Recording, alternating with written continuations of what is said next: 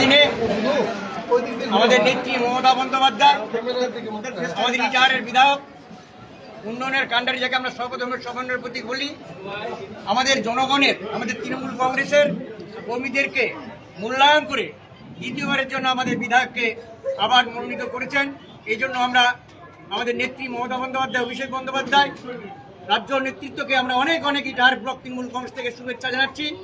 আজকে ইটাহারের উন্নয়নে আমাদের এসটির পরিবার, আমাদের মেম্বার সদস্য দুর্লভপুর অঞ্চলের বিজেপি থেকে নিয়তি বাহান ওরাও এবং তার স্বামী বুধু রাওর সঙ্গে আরও কয়েকটি পরিবার আমাদের বিধায়কের হাত ধরে আমাদের তৃণমূল কংগ্রেসে যোগদান করেছেন। ইটাহারের উন্নয়নকে তারা আরও বেশি এগিয়ে নেওয়ার জন্য আজকে আমাদের সামনে তারা শপথ গ্রহণ করলেন।